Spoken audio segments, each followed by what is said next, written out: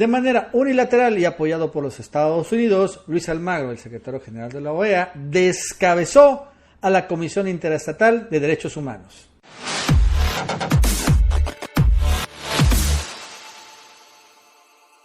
Hola amigos y amigas, ¿cómo están? Soy Nacho Rodríguez en otro video con Antonio Villamil y les voy a contar cómo Luis Almagro, de manera unilateral, realmente violando todo también estatutos al interior de la OEA, incluso también el derecho internacional, decidió descabezar la Comisión Interamericana de Derechos Humanos, la CIDH, que es el último recurso en donde varios países acuden, en particular cuando tienen conflictos políticos, para intentar cambiar los procesos electorales. Siempre en tema de derechos humanos, esta comisión ha tenido una buena respetabilidad entre los países miembros y bueno, muchos países siempre acuden allá.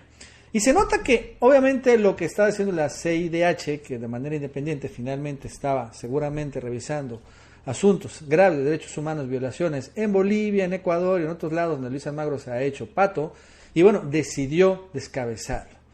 Decidió romper la autonomía porque la CIDH es autónoma y finalmente desconocer a este presidente. Lo que desencadenó un gran conflicto internacional, en particular entre órganos mundiales, involucrando incluso no solo a la OEA, sino también a la ONU, con lo cual las cosas están poniendo sumamente complicadas. En un momento, por cierto, donde también viene un gran cambio de líderes y de directores y secretarios en varios organismos mundiales, como el Banco Interamericano de Desarrollo, como el Consejo de Seguridad de la ONU y varios más, como la OCDE, etcétera, etcétera. La verdad es que estamos en un momento clave en cuanto a estos órganos mundiales, que también ya se nota que están llegando como que a un límite, se tienen que renovar, pero ahora vemos también que, bueno, finalmente Luis Almagro, como títere de Estados Unidos, pues dio un golpazo de Estado, un asalto a la CIDH. Bueno, esto y más nos va a contar Antonio Villamil. ¿Qué tal? ¿Cómo estás? Buenas tardes.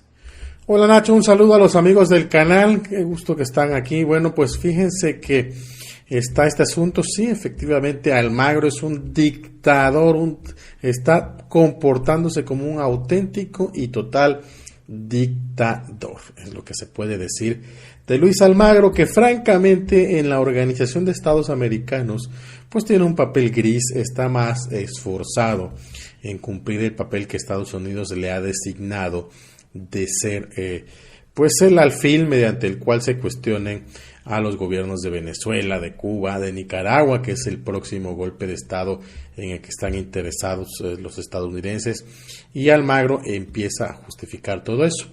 Ha habido muchísimas críticas, incluso por ejemplo lo de Bolivia. Recientemente vimos cómo hubo una represión fuerte contra los indígenas, vuelos rasantes de aviones del ejército pasando cerca de las protestas ahí de los indígenas bolivianos. Finalmente se logró llegar a un acuerdo, pero no se vio nunca a la Organización de Estados Americanos. Pero ahora ha ocurrido un hecho grave, sí, ese es un hecho grave, que Almagro cuestione duramente, que descabece a la Comisión Interamericana de Derechos Humanos. En el marco de garantizar los derechos humanos en el continente, los países se dieron ya hace algunas décadas un sistema interamericano de derechos humanos que cuando no ocurre justicia al interior de un país y se han agotado todas las instancias, una persona afectada puede acudir a esta Comisión Interamericana de Derechos Humanos argumentando que hubo violaciones a sus derechos y que no se procuró justicia por parte del Estado en cuestión, es decir, del país. Y la comisión revisa el caso, lo atiende y pasado el tiempo emite una recomendación que en su caso el país puede o no aceptar, y de ahí va, si el país decide que no, decide seguir cuestionando a la Comisión Interamericana, se acude a la Corte Interamericana de Derechos Humanos. Ya es una corte cuya sentencia tiene que ser inmediatamente acatada. Y la comisión juega un papel fundamental en la investigación de muchísimas violaciones a los derechos humanos. También tiene la posibilidad de emitir medidas precautelares, como se llaman, que es si ellos se enteran de un asunto tan grave que tarde o temprano, eventualmente con los años, va a acabar llegando a instancias de la comisión, pueden emitir estas medidas cautelares. Entonces es vital Y había que dejarlo así claro antes de comentar lo que Almagro hizo, porque Almagro lo que está haciendo es dejo a la Comisión Interamericana de Derechos Humanos sin presidente, queda sin la posibilidad de ser operativa y por lo tanto los países pueden hacer y deshacer y puede haber la represión que quieran. Y esto va encaminado a que ya la CIDH no denuncie nada. Este tuit salió el 25 de agosto en horas de la madrugada a la 1:42 de la mañana en México. La Comisión Interamericana repudia grave embate contra su autonomía e independencia como órgano principal de la Organización de Estados Americanos.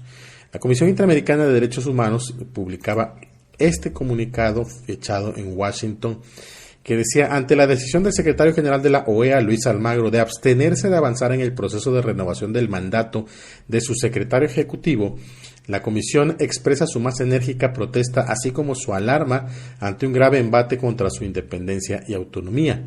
En el ejercicio de sus atribuciones, el 27 de julio de 2016, la Comisión seleccionó a Paulo Abrao, luego de un amplio proceso, para ser el secretario ejecutivo.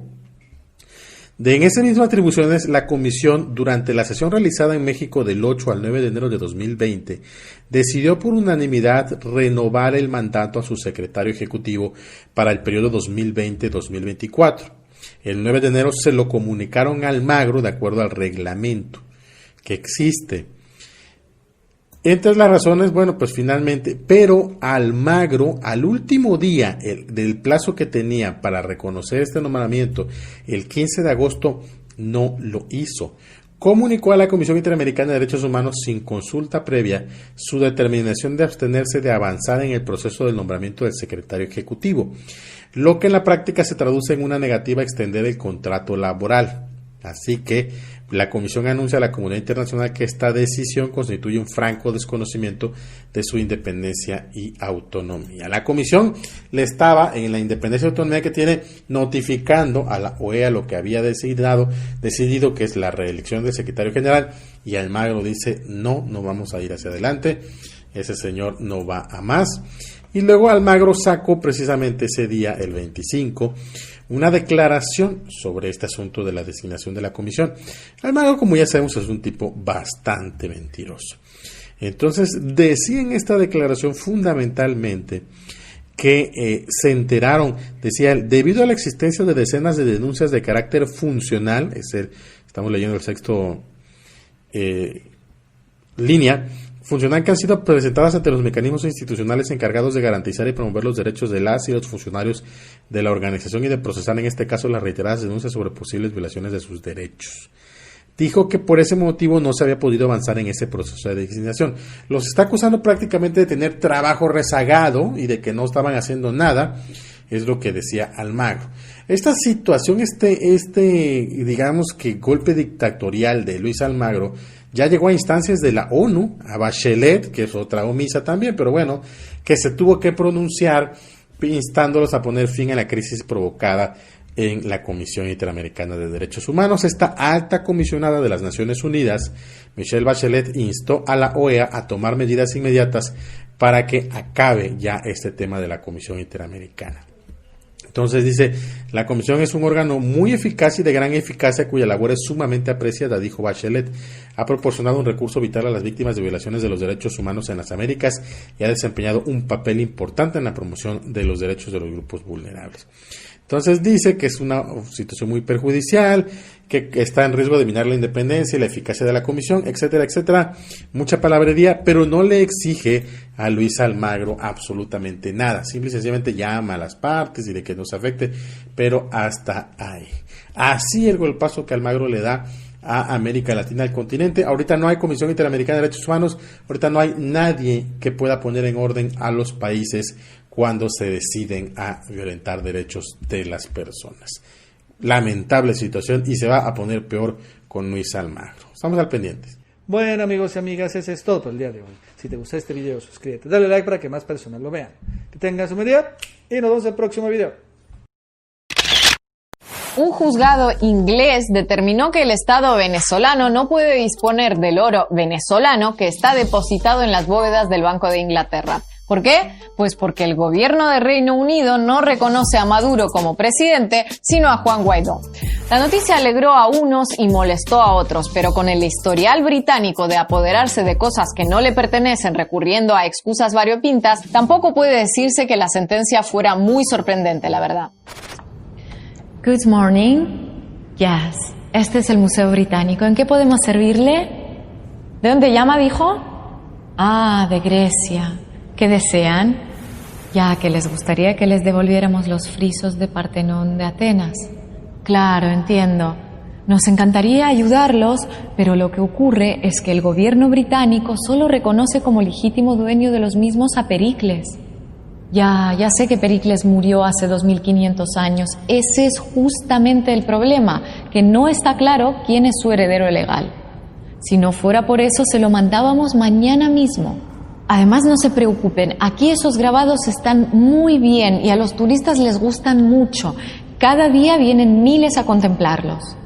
Ay, si se va a poner a insultar, mejor lo dejamos aquí. Tanto escándalo por unas piedras viejas, hay que ver qué carácter tienen esos griegos.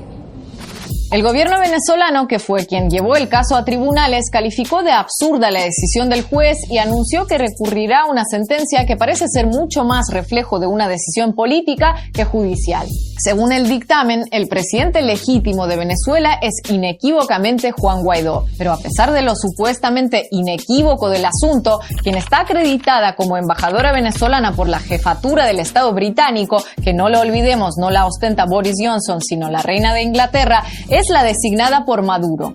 Del mismo modo, en Venezuela el representante diplomático británico fue acreditado por Maduro, no por Guaidó. Así que inequívoca, lo que se dice inequívoca, muy inequívoca no parece la postura oficial del Reino Unido cuando el dictamen de un juez contradice el actuar del Estado.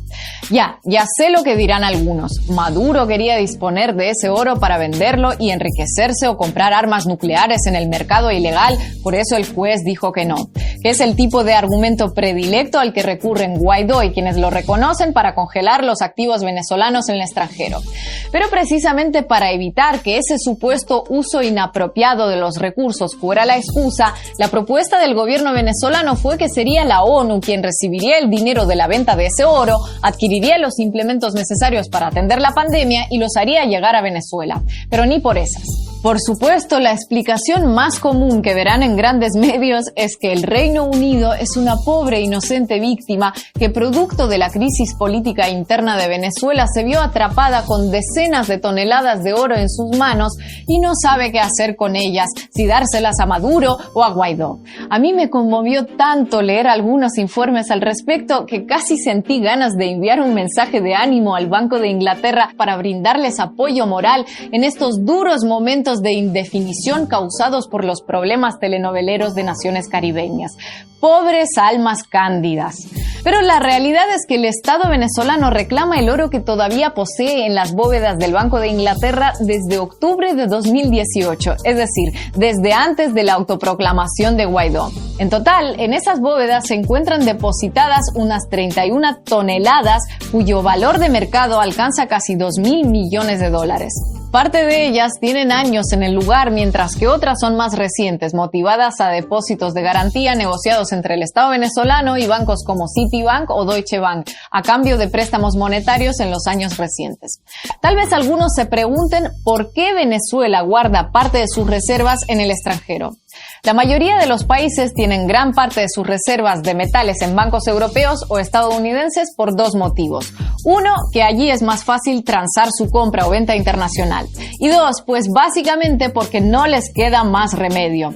Tenerlos allí mejora la calificación para la obtención de préstamos, calificación que, nada coincidentalmente, otorgan entidades con sede en el mismo lugar. ¿Quiere que grandes bancos o entidades prestamistas internacionales, casi todos con sede en Europa o Norteamérica, presten dinero a su país? Pues nada mejor que tener las reservas guardadas allí. ¿Prefiere tener sus propias reservas en su propio país por lo que pudiera pasar? Entonces, ninguno de los grandes prestamistas le dará un crédito por un valor mínimamente elevado. Así es como funciona la cosa. Y por cierto, la cantidad hoy congelada y en litigio en Londres podría ser muchísimo mayor si Venezuela no hubiera tomado precauciones en su momento. En 2011, el gobierno del entonces presidente Chávez decidió repatriar la mayor parte del oro que el Estado venezolano tenía en el extranjero. El motivo, ese mismo año, durante el derrocamiento de Gaddafi,